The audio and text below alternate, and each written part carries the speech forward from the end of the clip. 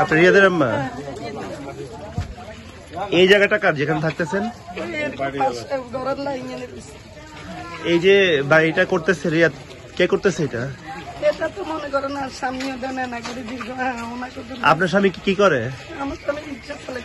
তো রিক্সা চালিয়ে এত বড় ঘর, এটা কি সম্ভব এখনকার সময়? বলেন, এটা জামাতে ইসলামের কি একটা ফান্ড থেকে এদেরকে 40,000 টাকা প্রথমে জামাত ইসলামী পান থেকে? পরের টাকাগুলো কোথেকে আসছে? পরে দীর্ঘ ওনাকে দিচ্ছি, কিছু গাছ আমি আমার বাড়ি থেকে দিছি। এর বাড়িতে গাছ গাছ এভাবে তৈরি করতে।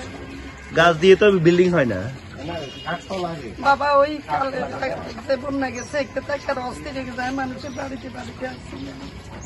আচ্ছা, তো এই ঘরে দিতেছে না আপনারা? যৌথ ফ্যামিলি বড় ছেলে আছে না? আপনার বয়স হলে তো রিক্সা চালায় মনে হয়। না, আমার বড় ছেলে মাসের পিছারি। মাসির পিছারি কোথায়? এটা পিছারিটা কোথায়? চিটাগাঙ্গে? মাসির পিছারি আছে না দোকান কোনটা? ও আচ্ছা, চাকরি করে। আচ্ছা, তো এই পর্যন্ত কত টাকা খরচ হয়েছে এই বিল্ডিং দিতে? আমি তো জানি। মানে কাজ কারবারি কে করতেছে?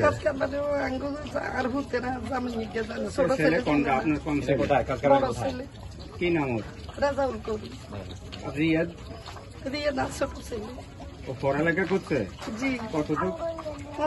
অনার্স পর্যন্ত পড়ে। কোথায় পড়তেছে? ঢাকাতে, ওই বেসরকারি। আপনার ছেলে যে 50 লাখ টাকা চাঁদাবাজি করতে গিয়ে ধরা খেয়েছে, এটা আপনি জানেন? না গো বাবা, জানি না। আপনি জানেন না? না, এ পর্যন্ত জানেন না এখন?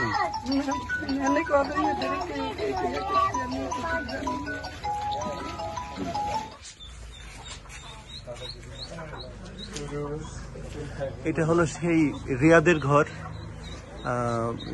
যে গুলশানে চাঁদাবাজির জন্য ধরা খাইছে। যে 50 লাখ টাকা চাঁদা দাবি করেছে, এটা সেই সমন্বয়ক রিয়াদের ঘর। ওনার আগের যে ঘর, এটা হলো ওনার ভাইয়ের ঘর, ওনাদের আগের ঘর। এখন বৈষম্য ছাত্র আন্দোলনের সমন্বয়ক, এটা রিয়াদের ঘর, যিনি পরিচয় দিয়েছে নতুন করে ঘর করতেছে।